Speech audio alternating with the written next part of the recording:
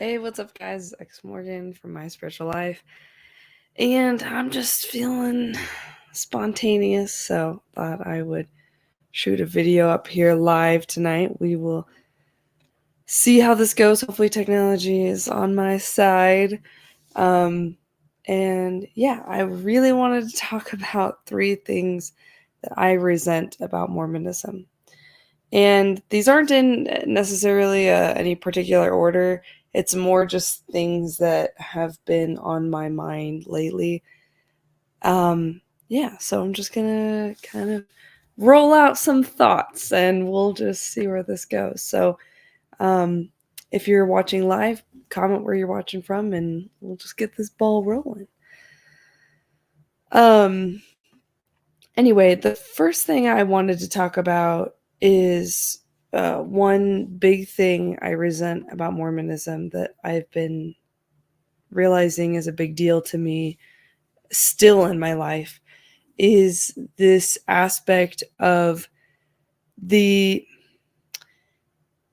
my identity being so wrapped up in being a wife and a mother. And for a while I thought, like, after leaving Mormonism, like, yeah, it bothered me, but like I was getting over it. But I realize now that it's a lot more deeply ingrained than I realized. Like, it's a much deeper problem than I was even aware of as I was leaving Mormonism and unpacking all of that, if that makes sense. So I really resent Mormonism, specifically for the overemphasis that they put on my identity, like my importance as a person being like, you just got to be a good wife and a good mom, and that's what matters most. And that really deeply affected me in a lot of really negative ways. Okay, so let me explain a little bit more about that. When I grew up, and maybe not all Mormons experience this, but I imagine for a lot of them, it was probably very similar, especially in my generation. When I grew up, I just remember in Young Women's being it like hammered into my head that like we need to be preparing for temple marriage. And that's the only thing we should be thinking about, really. They never talked about going to college or like, what are your hobbies or interests? And all of the activities revolved around like very like womanly like just freaking sewing and shit, just very like like I don't even know what to call it, just like activities that at least used to be considered very feminine. I guess they're still probably primarily feminine. I don't know many guys that enjoy sewing, but I also don't really know many girls that enjoy sewing anymore either, so whatever. Anyway, there was so much emphasis just hounded into me that like I need to be getting ready to be a good wife and a good mom. And I'm finding myself just so frustrated looking back at how damaging those teachings were to me. And it's not a bad thing, right, to get ready to be a good wife and mom. But here's the problem. You in Mormonism, once you eventually become a wife and a mother, if you do, then you really latch on to that, like for your identity. And then you realize one day that you don't know who you are without those things. And it can be a very, very shocking wake up call. And having, so I have 2 sons, and I just had one just a year ago. And as he's been so little, and caring for my little kids has just been so freaking hard. I am just exhausted constantly because it's just a very it just sucks all my time and energy dealing with my kids. But what I notice in my life is that when I do have free time, I don't even know what to do with myself and especially in the last year, it's been this kind of like identity crisis, I guess. Like I went from having a faith crisis to feeling like, okay, like I'm comfortably ex-Mormon. Now I kind of feel like I'm having an identity crisis because as the ex-Mormon label is kind of falling off, I'm realizing like I don't have labels to that I identify with, and it makes me feel lost and confused. And I'm like trying to go back to the basics. Like, okay, what do I like to do? Like, and like I've been making lists of like hobbies that I enjoy and people that I enjoy hanging out with, you know, things like that. And it's helpful as I'm trying to rebuild who I am, reframe who I am, and or maybe even create who I am. I don't know. Maybe it's a little bit of both. That's a whole nother side thought. Like, do we discover who we are, or do we create who we are, or is it like a little bit of both? Because that's a big question I have as well as I'm trying to figure out who I am. I'm like, is it something that I'm uncovering, or is it something that I'm building? And maybe it's both. Comment your thoughts on that. Anyway, oh, really losing my train of thought. This is the con of doing live videos. So I'm trying to figure out who I am, right? And I really am finding myself very frustrated with Mormonism because essentially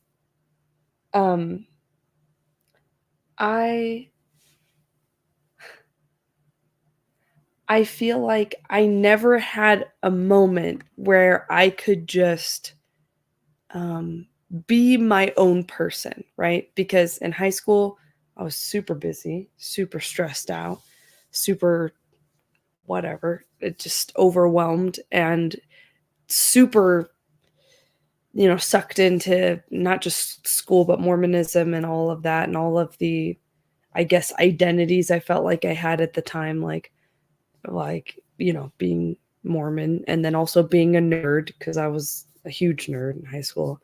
Then I was also a geek because I would go to the theater and stuff. So like I had all these labels and I was very much focused on fulfilling my like role in those labels.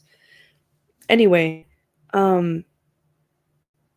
so after that, I got married super fast and I was busy with college. And then as soon as I was done with college, I worked for just a little bit and then I started having kids. So like there was no time that I was on my own, that I was trying to figure out who I actually was without all these other labels. And then like all the labels slowly started to fall away and then I just had like wife and mother left over, like my leftover labels. And I realized I put so much emphasis in my life on those labels. And and then but like in an unhealthy way. And I know that it's in an unhealthy way because I can see where I feel like my worth is dependent on those things. Um, like when I have breaks, time to myself, like, well, honestly, what I usually do is sleep because I'm so goddamn exhausted. And I, but when I'm not, if I have free time and I'm not sleeping and I'm not working on, you know, projects or whatever, or this channel, or, you know, then I realize there's a lot of emptiness that I don't, because I don't know who I am on a lot of levels. Like there's a lot I don't understand about myself. And I'm realizing that I used to think I understood myself until life got really, really hard. Hey, Stephanie, I'm doing a YouTube live right now. Are you dying? No. Okay. Call you later. Love you so much. Okay, bye. Sorry, guys. So my phone was on Do Not Disturb, but if someone calls me 2 or 3 times, then it kicks off. So I wanted to make sure Stephanie wasn't dying. That's Stephanie from My Great and Spacious Life, if you don't know that. Anyway, sorry, that's super unprofessional, but I guess that's what lives are, just really unprofessional. Okay, so I realize I don't know who I am. It's very scary. It's very frustrating. And I'm trying to figure it out. And I'm realizing that in trying to figure it out, I am finding myself super resentful of Mormonism because I'm feeling like so frustrated that I was taught to not have an identity. And so then when I don't have one, it's very alarming and very unhealthy. And I feel like growing up Mormon was a large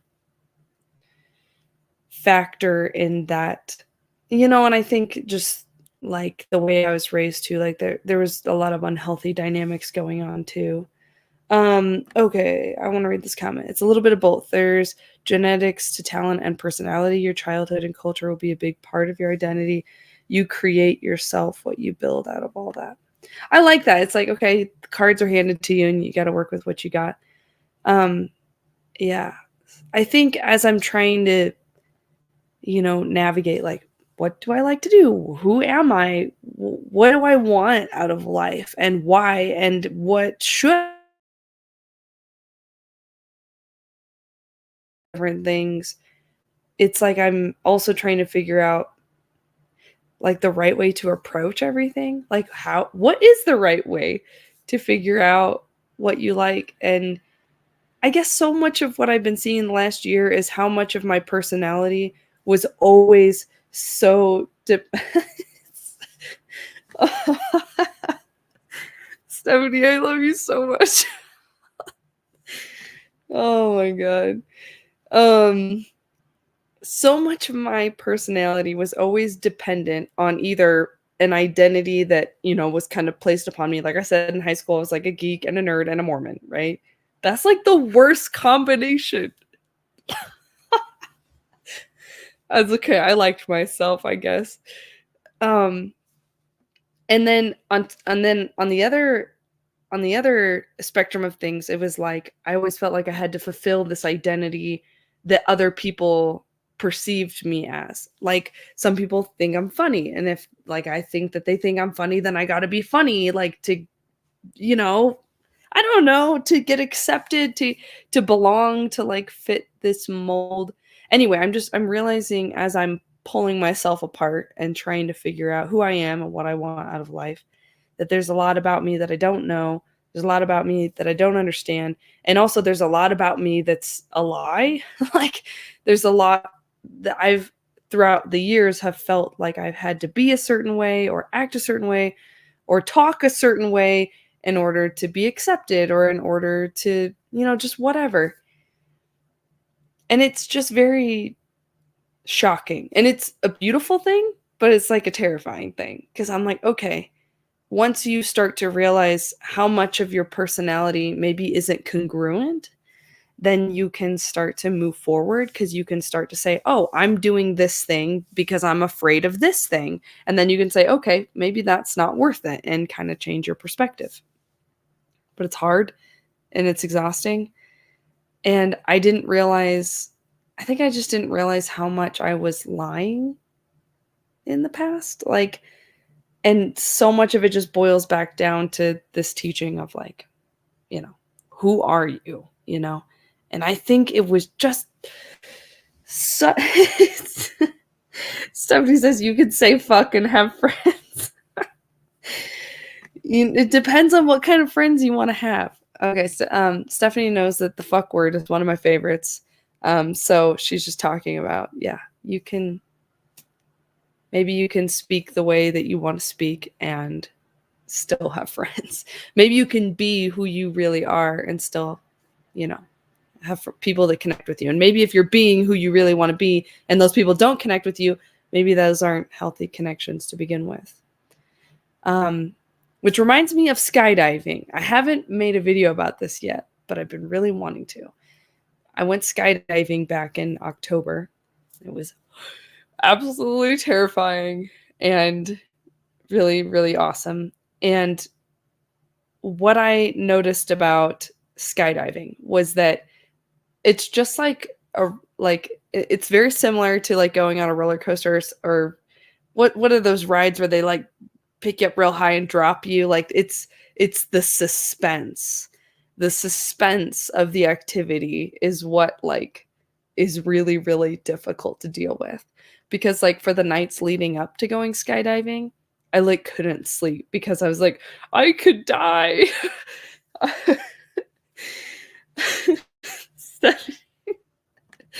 Oh my god. All right, well, we're just gonna, make sure this live is good and chill. Anyway, so I was like, I could die. I was freaking out. And finally I end up, actually going skydiving, and I'm up there in the plane. And they fucking opened the plane door, and I'm like, Jesus. Yeah, most of us have never been in an airplane with a door open. It's quite an experience. Okay, so I'm in the plane and I get up there and I'm like strapped to the, professional. And as we're about to jump out, like I feel this overwhelming sense of like peace. Like I was feeling the ex-Mormon Holy Ghost, I think. And I it was just this like almost like the sky was like calling to me. I don't know. It just felt like you're so high up, it doesn't feel real. So then you're just like, sure, let's just jump out. Why not? So we jump out, and I thought that I would feel horrible because like you're going so fast and stuff. Like I thought it would feel like this immediate drop and just terrifying thrill, nightmare, screaming. And but because the plane is going so fast, when you jump out, I swear I have a reason for sharing the story. When you jump out, what ends up happening is your change in velocity is so like, well, there isn't much change in velocity because the plane is going 150 miles an hour and you're falling 100 miles an hour, so there's just not a huge change. So you don't feel like you're falling, you feel like you're floating, and it's crazy. It feels like you're just like hovering over like a big fan, and it's just really cool. And so then, you fall for like 40 seconds and they pull the chute and like rips you up and you drop like 4 bra sizes because it's so tight. The harness is so tight. And anyway, when she pulled the chute and the harness ripped up, and it hurt a little bit, but not super bad. I was like, I couldn't believe how secure I felt. Like I felt so secure, even though I was in a very dangerous situation, just like dangling, hundreds of feet above the earth with just a parachute. And I took a really big lesson away from that moment. And what this was just realizing that there's a lot of fear in my life that is strictly like in my head, like I was so worked up about going skydiving, and it felt like there was all this suspense leading up to it and all this fear and all this like what if, right? And I just torture myself with what if.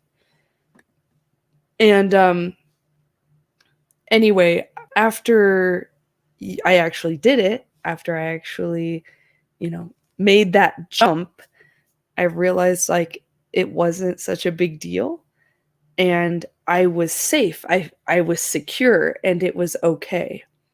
And I like to think that that is what's happening to me and my personality as I'm uncovering who I am. It's like, I think on some level we have all these masks we wear because it's it's like if a mask gets rejected, it doesn't feel quite as hurtful as like the actual you getting rejected.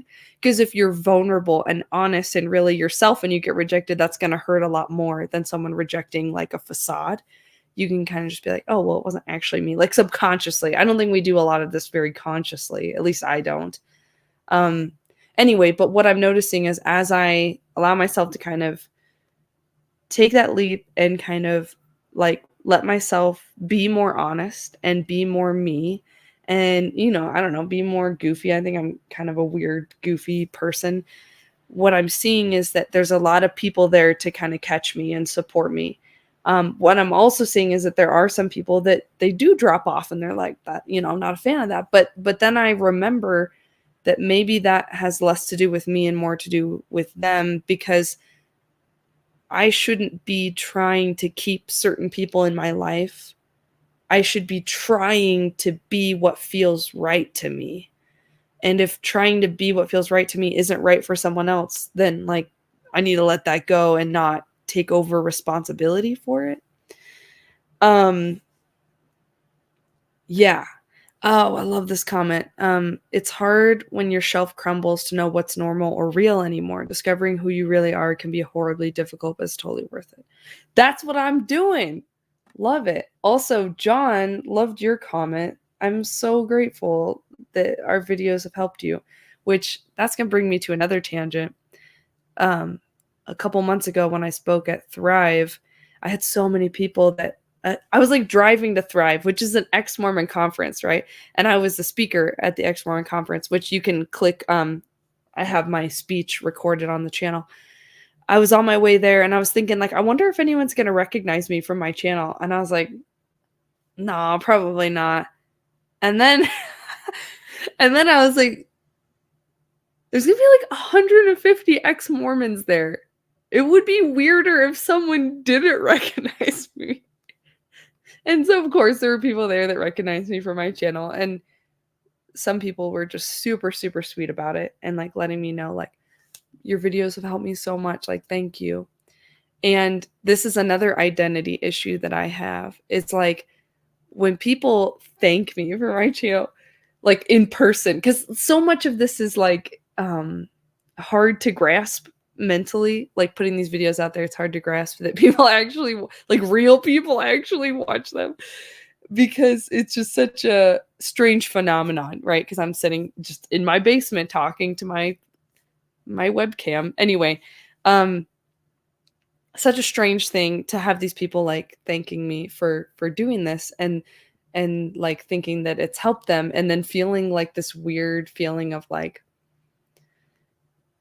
I don't know how to explain it. Like, I'm grateful and like I feel like really happy that it's helping people, but I also feel so strange. Like almost like other people's view of me isn't the same as my view of me, and so it confuses me. Yeah, I don't know. It's a weird phenomenon. I mean, imagine how you would feel if someone walked up to you, a stranger, and was like, "Hey, your videos really help me," and you just be like, it's mind-blowing.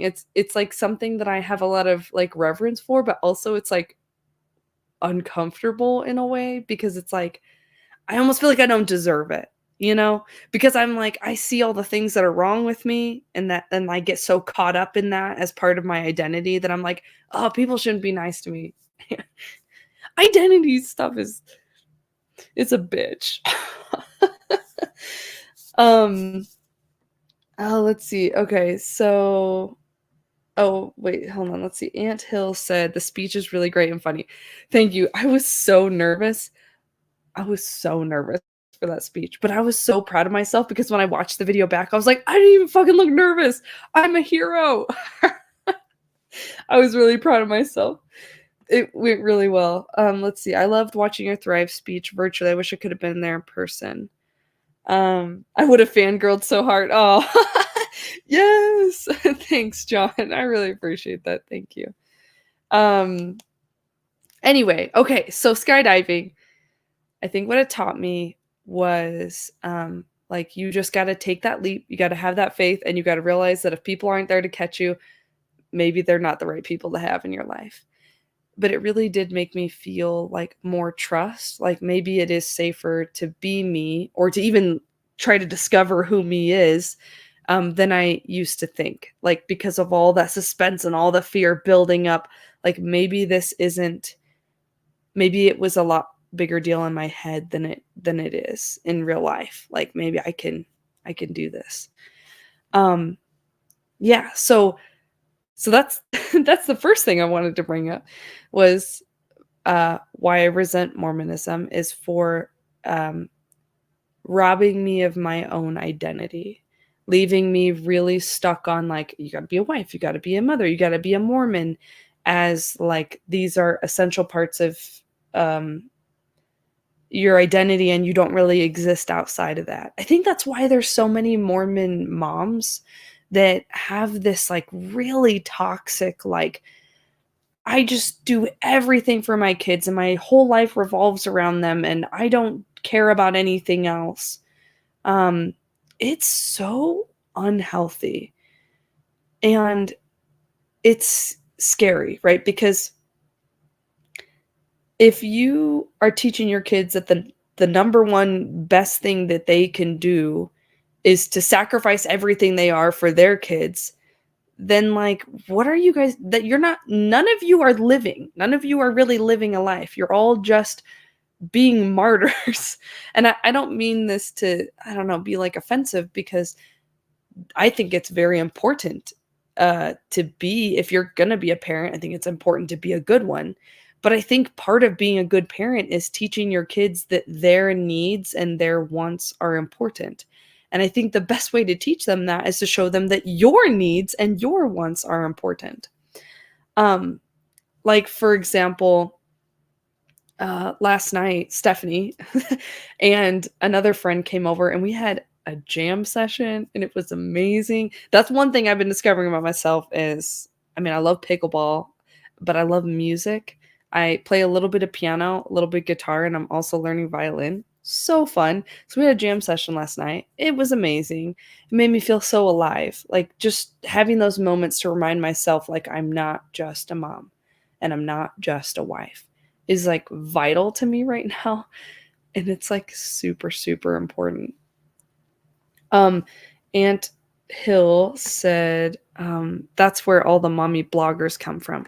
You know, I believe it. And it's the Utah like MLM stuff too, which is multi-level marketing, huge in Utah. And I think it's because it's these moms, these women, these Mormon women that are looking for something outside of those labels to fulfill them. And they should be looking for something, but unfortunately, those the blogging and the MLMs are not always the healthiest, you know. Um, let's see. Robin Williams commented he could make a huge crowd feel good, but not himself. Oh, I so resonate with that. See, I love this channel so much, and I love making these videos, and I love feeling like hopefully it could help someone.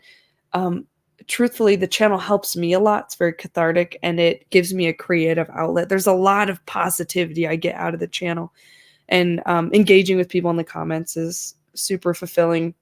But there's still like that voice in me that's like, I'm not good enough. I don't deserve it. I'm not like, you know what I mean? Like there's a lot of insecurity and I'm working through it. I'm going to therapy. I'm trying really hard to take good care of myself.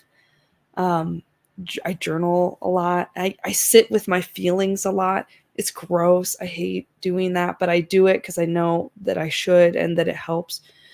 Um, anyway, so I'm trying to work through those things so that I can enjoy the good things in my life more. Anyway, so yeah, I super resent Mormonism for leaving me feeling like I don't have an identity. It is very unfortunate because I think robbing someone of their identity is essentially robbing them of their life. Um, because I think that for most of us, if we weren't born Mormon, we would be very different people. And it's hard to sit here and say like, good for the good or for the bad, because we are who we are and we're at where we're at. But I certainly just think overall it's not good to teach young men or young women that all of their importance is, built around these unhealthy frameworks that leave no room for any kind of expansion or any kind of individuality or uniqueness even. Anyway, so another thing that I really, really resent Mormonism for is everything regarding sex and sexuality and all of that.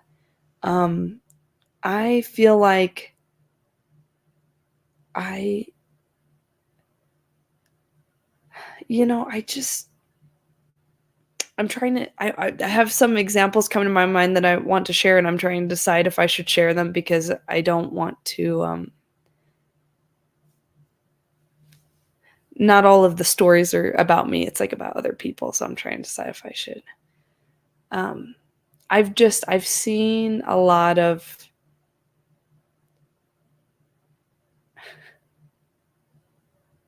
alright, I'll share this story, I think I can get away with this one. I had someone that I knew that was talking about, um, someone that we collectively knew. I'm trying to be so vague, guys. There's a person that I know that had a kid that was getting married, and she was talking about how she really hopes that they don't set the wedding date too far back because that would just be dangerous. She used the word dangerous. And before I even tell you what she's talking about, you guys know what I'm talking about, right? Like, comment if you know what I'm talking about. It would be dangerous if they set the wedding too far back because they might have sex. That would be so dangerous. Oh, you guys, that triggered me so hard. So hard. Like, the ridiculousness of that. And so, you know, Jared Jared's my husband, and, like, we were both super, super Mormon, so, like, we didn't have sex before we got married, and he was my first, so, like, but if we had sex before we got married, I think it just would've been so emotionally traumatizing. And truthfully, it was emotionally traumatizing after we got married because, like, it was 0 to 100. It was like we went from kissing to just, like, bam, you know? And emotionally, I was, like, very unprepared for that, and it was really difficult, and I also felt like I just couldn't talk about it. Jared knows all of this. And so it was just such a bummer. Like, all of the shame I had didn't just go away because all of a sudden we were married. It didn't just, like, poof away because all of a sudden God was like, "You're good. You guys can just bang it out now." And it was so unfortunate that what could have otherwise been a really cool, like, experience together was just clouded with shame and guilt and just, like, so unfortunate. And, luckily, I feel like I've worked really hard to get past that, and, it's been a long time, but I still look back and I'm like, "You know what? That sucks. That just sucks the way that that was all, you know, h set up in my mind," and I can only imagine how people feel if they did have sex before they got married, and the guilt and the amount of shame and the difficulty dealing with all of that. Um, I had a really close friend of mine that was Mormon, and she was dating her boyfriend, and she found out, and we were teenagers at the time, but she was they were getting really serious, and as she was really thinking about marrying him after they served their missions, and what ended up happening was she found out that he had previously had sex with an ex-girlfriend, like, not while they were together, but, like, in a previous relationship, and when she found that out, um, she nearly, broke up with him. It almost, like, almost broke up with him. Anyway, um, her it was just such an unfortunate situation because I was like, they are so good for each other. And, like, even in the time that I was super Mormon, I could see just how unhealthy and unsettling that was to be like, you're just gonna dump him because of this. But, like, her mom had really, kind of ingrained in her, like, this is not a negotiable thing. Like, you have to marry a virgin, you know? Um, and it was just so sad to see their relationship in such turmoil for something that didn't even happen, like, when they were together.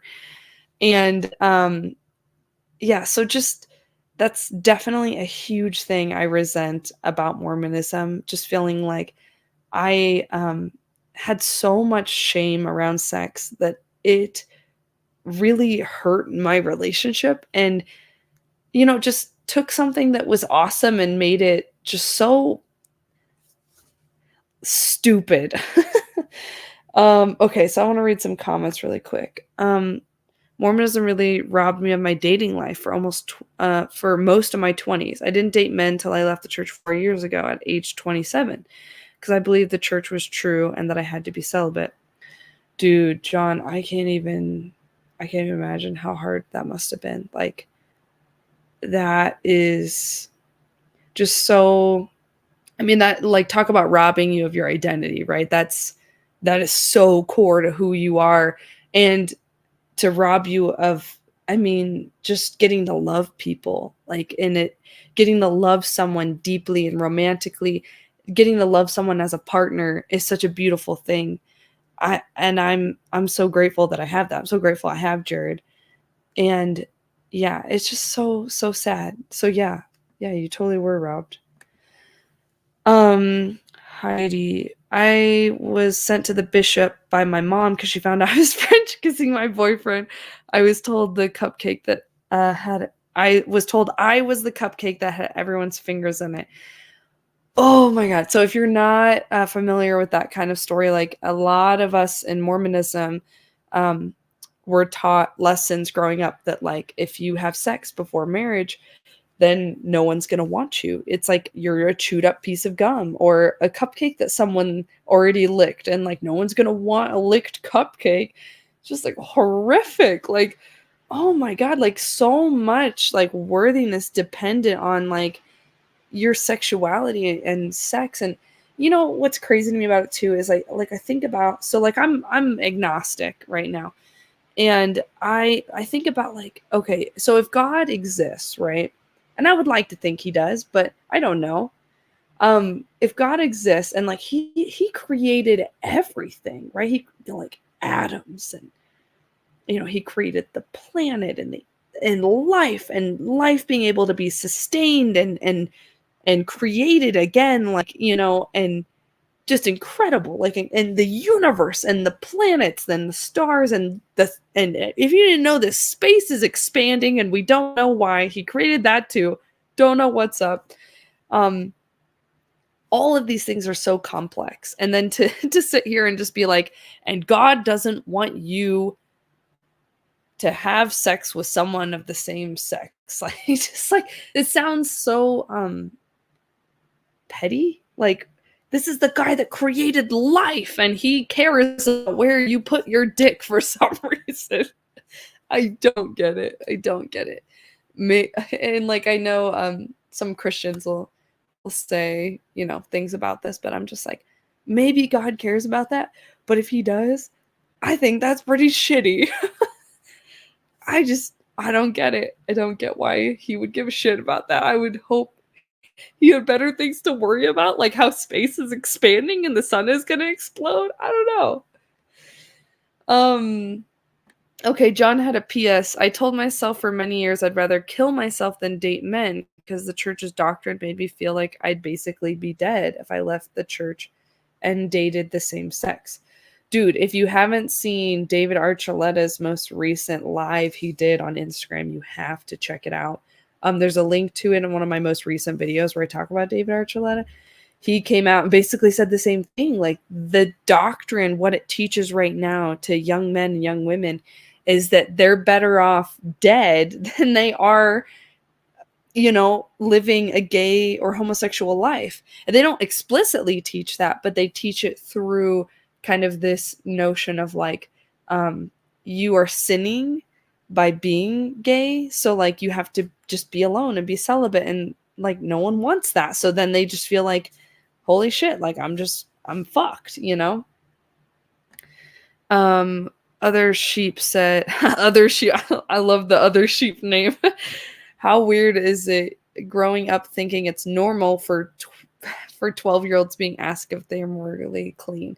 Dude, it is fucked up looking back at that, for real. Like, talking about things I resent about Mormonism, I totally resent the fact that I had to sit in front of a bishop and a counselor and talk about that kind of stuff. It just seems so inappropriate. Now, luckily, I had really, from what I remember and from my perspective, I had very loving church leaders, but not everyone did. And holy shit, just why? why? And like, oh, okay. Yep.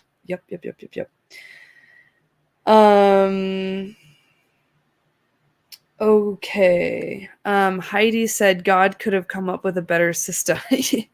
Yeah, I would think so. Let's see. They teach through memory and musket balls. Oh my god. Okay, so if you don't know the reference to that, you can go back to one of my old videos about Holland's talk he gave at BYU just this past fall, essentially equating like standing up for, heterosexual marriage, like defending it with musket fire. It absolutely broke my heart. It absolutely broke my heart. There is such high suicide rates in Utah, and it is absolutely sickening to hear that talk, knowing that the suicide rates are so high, and especially that they're so high for teenagers, and especially that they're so high for teenagers that consider themselves to be part of like the LGBT community. Jason, my man, what's up? Anyway, so yeah, I very much resent Mormonism for the sexual shame, the sexual repression, that, yeah, it was terrible. I remember a friend of mine in high school, she wasn't Mormon, but like she was, I think her family was Catholic, and she talked to me and was just crying. She was gay, and she was a really good friend of mine. And she was like crying to me saying, I don't want to go to hell. And I was like, you're not going to go to hell. You're going to go to the terrestrial kingdom. I'm just kidding. I did not say that. Oh my God. I was like, there's no way. I just told her, I was like, there's no way. I was like, there's no way a loving God would let that happen. And it didn't, it was a huge, like, I don't know how I could say that, but also be Mormon, but I did. And I believed it. I think in my mind, I was thinking like, she has these feelings. Those feelings aren't like a lie. It's not like she's making those feelings up. And like God knows she has these feelings. And like, I don't know. I feel like he's not going to judge her for that. I think that was kind of the way I thought of it. It's hard to look back sometimes because like I see things so differently now. Sometimes I don't know exactly what I was thinking. But yeah, just like those kind of things, just so sad, so sad. Yeah, so I'm just looking at the comments. You helped me so much when I was leaving the church. Thank you. You're welcome. I don't know. Thank you. And you're welcome. I'm so happy to hear that. My sexuality belongs to nobody else. Who I choose to love makes no true impact on any other human being. It's homophobia, pure and simple. Yeah, I used to think like I used to think homophobia wasn't real because it just didn't make any sense to me. But like it is real. Like there are people that, okay, here's another good example. A friend of mine told me about how she had some family members over to her house and she was watching a movie. And in that movie, there was a gay kiss. And the family members she had over were Mormon. And all the Mormon people in the room like audibly gasped at the gay kiss. And I'm just laughing because it's just so ridiculous. And the funny part about that, so like I would say that, is an example. And oh my God, okay, the funniest part about that is like from the Mormon lens, like they are noble for gasping at a gay kiss. Like like that's the right thing to do. Like they need to show outward disgust over someone being gay. And I just find that just so ridiculous and like sad, but also just like just so funny. Like, how is it that gasping at something is like the right thing to do? I don't, like it's like this moral you know what I mean? Like, morally, they have to, that is the reaction they're supposed to have. Because clearly that's the reaction God has when gay people kiss. Oh my God. Just so funny. Just so funny. Anyway, so yeah, that's my number 2 thing I wanted to bring up was I really resent Mormonism for just the sexual shame, the sexual repression, the everything about it.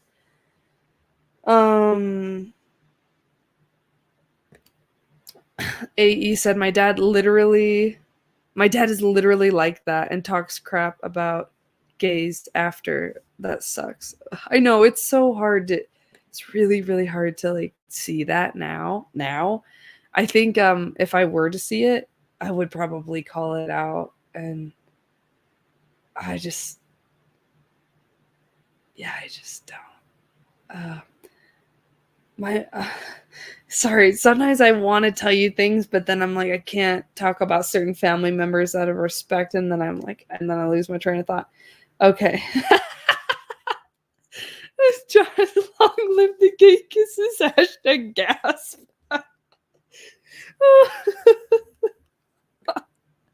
Oh my God. Oh my God, that is so funny. Long live the gay kisses. Oh man. Yeah. Okay, Jason. Mormons talk all the time about how they were persecuted, yet they yet they do the same to everyone else. Especially if there's gay people kissing. Oh, let's see. Okay, other sheep. At my excommunication, I told them if I met a guy that pays as much attention to me sexually as the apostles, I might marry.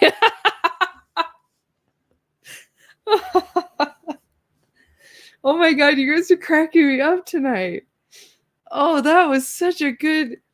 Oh man, tell us, was there anything else interesting from your excommunication? Damn, I have yet to be excommunicated, guys. And I haven't removed my name, mostly because I like getting brownies randomly.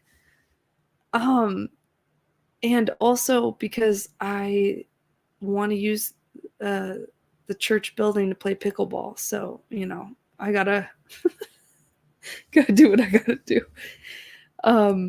Anyway, okay, so my third reason I was gonna bring up about what I resent about Mormonism is my lack of self-trust, my lack of confidence, and like it all kind of envelops in like my insecurities. I like obviously some of this was like my household upbringing as well. Like it wasn't just Mormonism, but Mormonism goes way back in my family, and so I think there's a lot of toxicness intermixed in like what my family's beliefs were and the Mormonism beliefs kind of all mixed together. Anyway, I feel like from a very young age, I felt like I could never trust myself to make decisions. Like I'd always have to look to someone else to tell me what to do, whether it was like a bishop or my husband. Jared hated that, by the way, because I'd be like, tell me what to do, priesthood holder. And he'd be like, oh. And like, what do you want to do? Just do what you want to do with your life. And it was bad, guys. I am continually shocked at how different I am right now than I was 10 years ago. Do you ever feel that way? Like you just look at your life right now and you're like, damn, like the 17-year-old Mormon me would just be horrified. Just absolutely horrified. And that used to make me feel kind of like sad in a weird way, like kind of like feel bad for myself. Like, oh man, I'm so incongruent. But then I remember like 17-year-old Morgan didn't know shit about life. She didn't know shit about herself. And she didn't know shit about shit. So there you go. Couldn't think of a third thing. Other sheep said, I came for the name calling, but stayed for the shame and the pickle.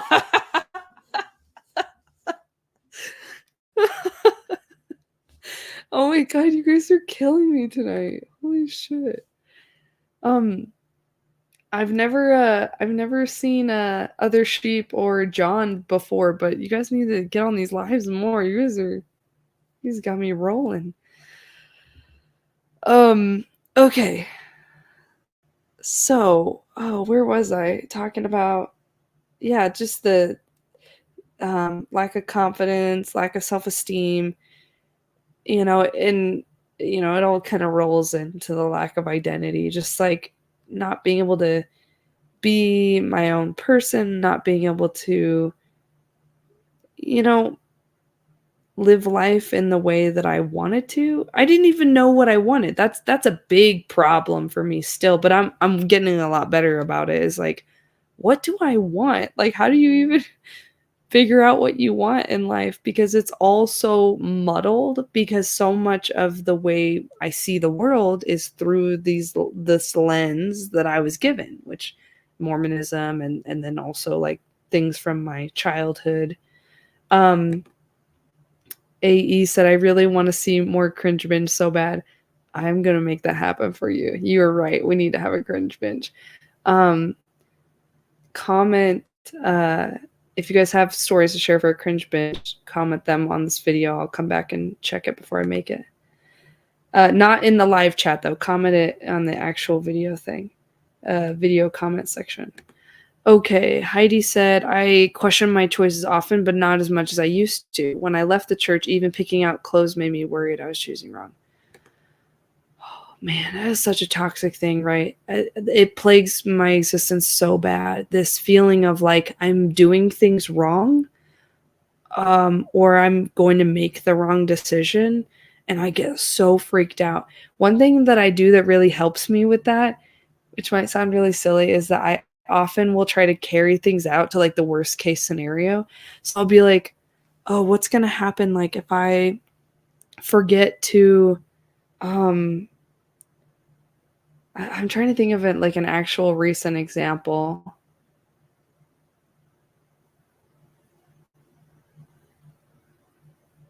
I can't, sorry, it's too much pressure to think of a good example, so I'll just make one up. So like if I think in my head like what if I forget to turn off the oven or something, then I like try to carry it out to the worst case scenario. Like, well, if I forget to turn off the oven, then dinner's gonna be ruined and we're gonna have to order pizza and life will be okay. And I love doing that. It's a silly exercise that kind of helps me shake out of like this just thinking too hard about I don't know, just fixating too much on the fear of like getting something wrong. It's so toxic though to sit here and to realize how much pressure we put on ourselves to get things right all the time.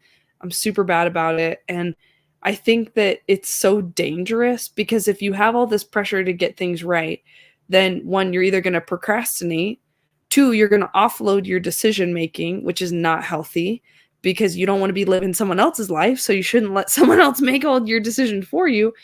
And three, I forgot what I was gonna say, so we're just gonna leave it at 2.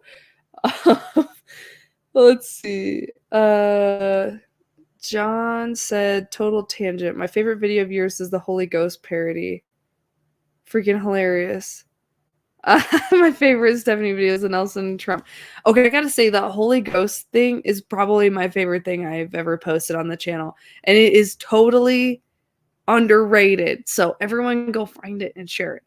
Actually, my other favorite thing probably was the faith crisis video that I shared, like where it was like everyone, where I interviewed like Catholics and Jehovah's Witnesses and like all of us talking about faith crisis. That also very under video. I think that was one of the more brilliant videos on the channel. Okay, so I never liked how I was treated like a second-class citizen. Tell me what you mean by that. Like, why? Like for being a woman, or I'd love to hear what you meant. Stephanie said, I worked so hard on that Nelson video. Thanks for appreciating it. Where do I find Stephanie's channel? My Great and Spacious World. Although Stephanie is primarily on TikTok now, So you can check her out on TikTok, My Great and Spacious World on TikTok or on YouTube. She's got a lot of YouTube videos, even though I don't think she posts right now. Stephanie for president 2024. Let's go. Stephanie, what are you doing right now? Come get on this live with me. Stephanie, text me or comment on here if you want me to send you the link to join the live. You're so cool. Everyone wants you. Stephanie. Okay. Other sheep said, I gotta check out your Holy Ghost. You do need to check it out. It's a gem. Julie said yes for being a woman. Yeah, I'll say I just didn't like feeling like as a woman in the church, there was just so much emphasis put on being a wife and a mother, and that's it. That's all that matters. And I just feel like it's super unhealthy, like I talked about. Anyway, so not trusting myself. It's just hard. It's hard enough to live life with all the curveballs that life throws at you as it is. But then when you don't trust yourself and you constantly second guess yourself and you just torture yourself in your own head with like everything you're doing wrong or everything you're afraid of or whatever, it's just so hard. Oh, Jason's helping us out getting those links up there. Thank you, Jason. Jason's my homie. Anyway, yeah, so, I don't resent everything about growing up Mormon. I think there were some good things it taught me. It's hard for me to sit here and think those were worthwhile because of all the damage it did for me personally. I'm sure different people might have a different answer to that. I do feel like, I don't know, it's like now that I'm living my life and I am the way I am, it's not like I can sit here and necessarily regret being raised Mormon,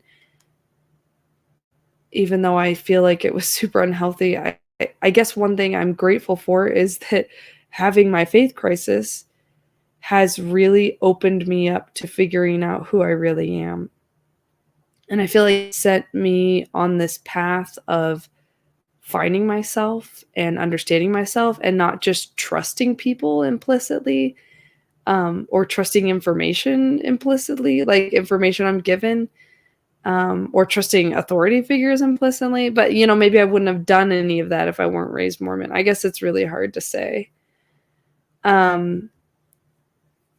Jason said, I miss Sister Jensen.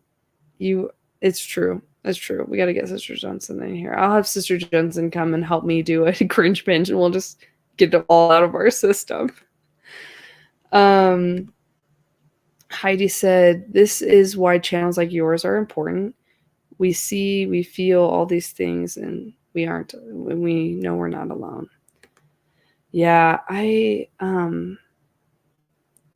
when I started this channel, I was like, I'd love to sit here and say I was totally selfless in creating this channel. I just wanted to help everybody. But I think in part, I think part of it was I was feeling alone and I wanted help and I wanted other people to have help. Like, I was like, okay, I'm feeling alone. If I make these videos, someone else will feel less alone. And also they'll be my friend and then I'll be less alone. And I think there's a lot of reasons I started the channel, but I'm really glad that I did. And I guess that's one thing I can be grateful for from Mormonism is doing this channel in a roundabout way, I guess. Let's see. Jason said, it did a lot of harm, yes, but it gave me discipline and strength in many ways. See, I feel like that's a very mature perspective to have, to be like, you know what, there's pros and cons, and like, yeah, I'm never going back, and I can admit that there was good things that came of it, and also admit that I hope everyone leaves and that the church burns down. Kristen said, yeah, I finally caught up watching you in double time. I will try to talk faster. Thank you, Kristen. Oh, that's so funny. Yeah, I wondered when it does the live, I was like, I didn't even know if it would start at where it's at. I guess you can just rewind. That's cool.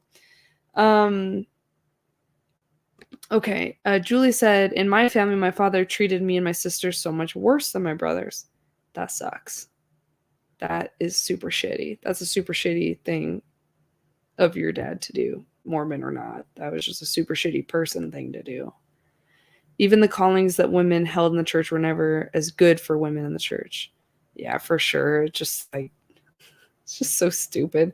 And it's so funny too, the way that they love to put women on this pedestal to make them think like it's okay that they don't have like that same, you know, what do you call it, same status or whatever. Like, oh, women don't have the priesthood because they don't need it, because they're just so spiritual and amazing and wonderful. And it's just like, that is so manipulative and patronizing. And when you think about it, it's like, when Jared left the church, like, it was of no fault of my own that I didn't have the priesthood in my home anymore. And it really upsetted me because I was like, how is this fair that like I'm doing everything right and now I don't get the blessing of having the priesthood in my home? It really drove me nuts. And you think about like a single mother, right? And like if the priesthood is a real thing, right? Then like a single mother having her children and stuff, like they act like they're saving us the burden sometimes, like men, like the church leaders and stuff will act like, oh, it's a burden that you don't need to shoulder or whatever. But it's like this, it's not like women who are single mothers, like that's them not being able to bless their sick kids, like not being able to use the power of God to bless their sick kids is like a sad thing that they can't do that. It just seems really like, why? I really wish there were support channels when I walked away after being told by the bishop I needed to stay away from other kids in the state because I was a bad influence. Oh, that is so, so sad. Oh my God, as if you're not like lonely and sad enough when you're leaving the church. Holy jeez, that's crazy. They say women are equal, but they aren't. Oh, I mean, Julie, do you really want the priesthood? Such a burden. Totally joking. Not to be patronizing, but I've seen so much growth in you, me, since your first video, Morgan, and your vulnerability and strength really inspires me to be more vocal about my own postmortem. John, you're being too nice to me. I'm gonna cry. Guys, I don't think I've cried on this channel yet. It's gonna happen one of these days. I usually just turn the camera off. It's harder when it's live. It's like, oh, you can't see me. No, thank you for saying that. I super appreciate it. It's having this channel has been, it's like, what an incredible journey it's been. I love it. And it's also been extremely difficult. Extremely difficult because you're putting yourself out there in front of all these people, and not everyone is nice in the comments. Although I will say, for the most part, people are super nice. People who follow my channel are super nice and supportive and kind. But there's a few that aren't, and it's hard dealing with that. And especially when people just like are mean, like, and they won't even criticize like my ideas. They'll just criticize me as a person. Like, just insulting me personally, like my looks or my voice or my whatever, there's a lot of, it's been hard for me, for someone who's such a people pleaser, to do this channel, but it's so rewarding. It's so rewarding to know that it's helping people, and it's extremely rewarding to even look back at myself and see how much I've grown, and to know that that could help someone grow in their own life is so exciting. It's so exciting. Like, it's so cool. Haters back off, Miranda sings. Oh my God, I love her. That's so awesome. Oh, yeah. So thanks, guys. I've gotten a lot of compliments today, and my heart is very full. Thank you. Okay. I'm actually working on an article right now. Can the Mormon Church survive in the modern age? Oh my God.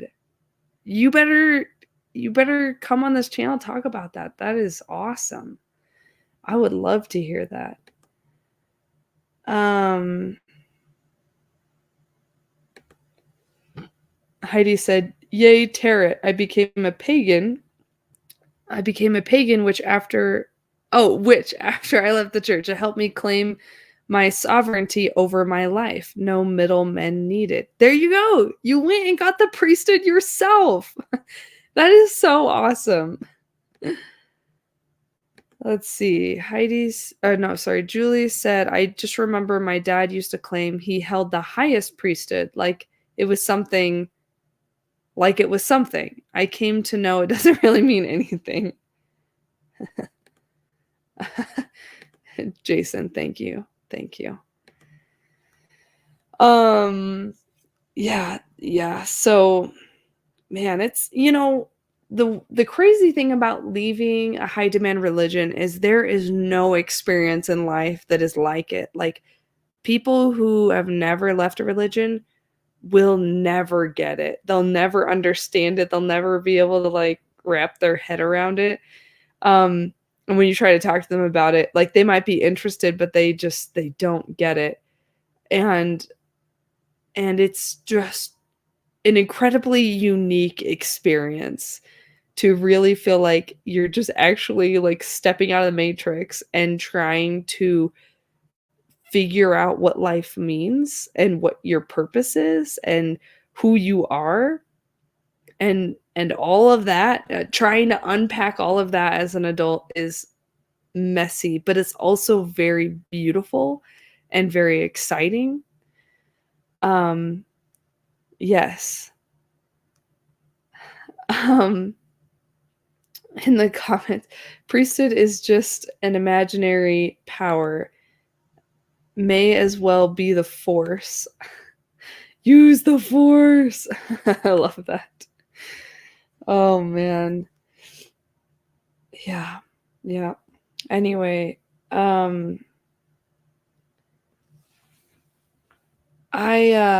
I think one of the things I'm most proud of myself for after leaving Mormonism and dealing with everything that I'm dealing with is to not stop trying to look at the underlying meaning in everything for myself personally. Okay, so what I mean by that is what I'm most proud of is how I have been unpacking myself through all of this. When I was having my faith crisis and I was so afraid, I was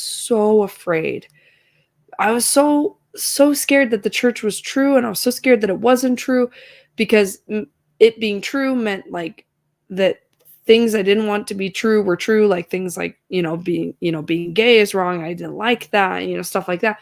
But then it not being true meant that I would have to leave. And if I was going to leave, I was going to get rejected and judged. And in looking at that stuff, I didn't let it stop me. I unpacked it. Okay, why am I afraid of this? What does this mean? Why is this such a big deal to me personally? And how can I look at this differently? And I feel like trying to unpack things for myself and continuing to unpack things for me is leading me to feel a lot more congruent and a lot more confident and a lot less afraid of what other people think of me. I'm very, very proud of where I've gotten to right now. I'm definitely still a people pleaser, but I am a people pleaser who stumbles over saying honest things sometimes. And that is huge growth for me. And I also am much better about taking criticism a lot less personally. I used to get so freaked out with criticism. I used to feel like if someone were to criticize anything, even if it weren't personal, I would take it very personally. It was really, really difficult for me. I never learned how to handle criticism appropriately. Do you guys feel that way? Is that a Mormon thing, or is that like something I learned from my childhood? I think it's both, but I'm curious, maybe some people didn't feel that way. Julie said, it amazes me the church has gotten so big and lasted this long when it all started with the con man. It's nuts. It's absolutely nuts thinking about that. But then you realize, like, well, that's what a lot of churches are. And a lot of churches are that way. I'm not going to say all churches, 'cause I'm not going to go there, but if you guys watch some old videos I did about the La Luz del Mundo, their church had a very similar story to ours, like different story, but same narrative, if that makes sense. Like, this guy talked to God and God was like, hey, you're going to make the real church because the other ones are wrong. And so he started his church, and, and if you notice, like, I think the reason why Mormonism and Jehovah's Witness and La Luz del Mundo and other churches that have gotten, significant followers, I think the reason that they lasted was because they had the right type of manipulation. Because when you look at all these different high demand religions and you compare them to Stephen Hessensberg BITE model, that, behavioral control, information control, and other controls that I can't remember right now. When you look at those, they're all parallels. And I'm like, that's why they worked, because they knew how to brainwash people. And so I think, like, churches are started all the time, but they don't always last. And the reason why some of them don't always last is because, I'll say the high demand, fake churches, whatever, sometimes they don't last because they don't use the right kind of manipulation. So the reason that we see so many parallels with all these churches tells us less about con men and more about how manipulation works on people. This is the framework that allows it to work. It, creating this vulnerability in people, making them think that they're poison and that you're the antidote. The church is the antidote. That kind of manipulation seems to work very, very effectively, because that's the churches that are still around. And I say churches again, I mean cults, like high demand, stuff. Let's see. Okay, Heidi said, definitely a Mormon thing. Any criticism was hard to take because of the need to be perfect. Yes, and I wonder too if that's like a societal problem as well. And I think it's just magnified by Mormonism, because I do have friends that didn't grow up Mormon that also have some serious perfectionism issues. So, like, sometimes I wonder to what degree I learned that from Mormonism and what degree it was societal. But I definitely think the teachings in Mormonism about, I don't know, just the way God perceived us seemed so scary, because it'd be like, on the one hand, God is loving. On the other hand, you can't go to the temple if you drink coffee. It's like God is petty and judging you and counting your sins. Those two different messages about God were extremely conflicting and extremely confusing, and certainly must have at least added to the perfectionism issues I was having, right? If you are lonely and scared, the church can pull you in, Julie said. I've thought a lot about this. And one thing I think that us as humans, we struggle with a lot of shame, and we're looking for something to alleviate that shame. And Mormonism or other high demand religions have that promise that I can alleviate your shame, because I can baptize you and get rid of your sins, or I can, you know what I mean? Or I can, bless you, or I can, give you this special calling and make you, call you to this thing that's going to make you important in God's eyes. And I think that religions can use that vulnerability to really take advantage of people, I guess, to lure them in, because I think we desperately want to belong. We want to feel important, and we want to alleviate our guilt and shame and to feel good about ourselves. And I think that oftentimes high demand religions can offer like those things for you, but it's shallow because it doesn't really hit home. It's like a codependent relationship. It's like if you have an unhealthy relationship with like a boyfriend, it's like, yeah, maybe he'll make you feel protected, but on this at the same time, he's isolating you from your loved ones. And like maybe he makes you feel like wanted, but at the same time, like he's not allowing you to be your own person or to fill your own needs. And so it's like the church is offering you these things, but also it's like, here, you can have it if you do what I say and if you keep coming back. And I guess that's why it's so important to really unpack your issues so that you can say, I'm not going back. I'm going to make sure that I feel good about myself from within so that I don't fall prey to any type of manipulation. Okay, let's see what we got here. John said, currently reading Luna Lindsay's brilliant book, Recovering Agency, Lifting the Veil of Mormonism Mind Control. That sounds amazing. Luna's, let's see, this book and Luna's series about cult on Mormonism has really helped me. Oh, that's so cool. I've never heard of that. Honestly, kind of am not in the Mormonism loop right now, or even the ex-Mormonism loop right now. Just kind of doing my own thing. Let's see. The church in Utah.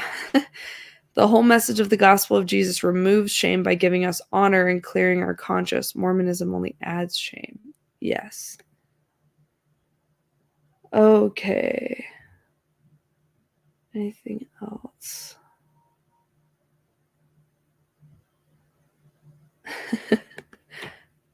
Obedience is overrated. Morgan, you could do a short series going through it if you want. It's so good. I think that's a great idea. Thank you. Awesome. Yeah, this is such a fun video, guys. Thanks. I was really just dying to share some thoughts.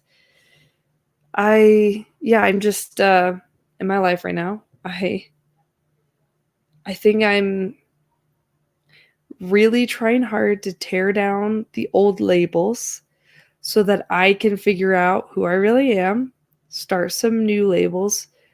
Who am I? What do I like? What do I want? And what do I need to do differently in my life to make it more fulfilling, more cohesive, less stressful? And as I'm doing this, it's making me feel a lot better, a lot more excited. I'm planning more things in my life that I'm excited about, meeting a lot more people, like really trying to branch out. And it's cool. I think it's all indicative of the hard work I've been doing internally to try to heal, to let go of the past, to forgive myself, to forgive other people. Trying so hard to be honest, even though I hate it. Still hate it, but it's good for me, and I'm doing it. Okay.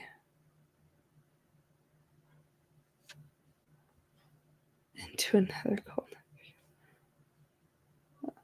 Okay, sorry, just reading some of the comments. Okay, what? All right. Not gonna read all of those on here. All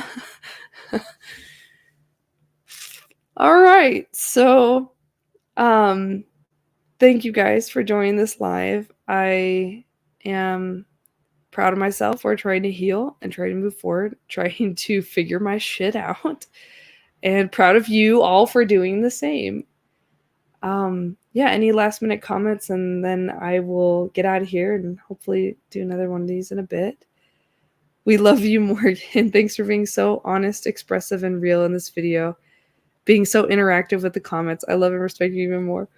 John, you really just melting my heart today. Thank you so much. Oh my God, you guys are way too nice to me. Holy shit. Thank you guys. Thank you. I feel very loved and supported by you all. And it feels very special. It feels special to share this journey with so many of you. And especially so many of you that have been there with me from the very beginning when I made my just super cringy first few videos, and even though I hate watching them, I'm proud of them. my first several videos. Anyway, okay, yeah, thanks Julie for sharing with us some of your stories. Other Sheep, thanks for making me laugh. And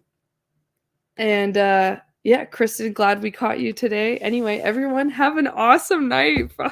You guys totally made my day. I need to go lay in bed and think about how awesome this was. All right. Peace out.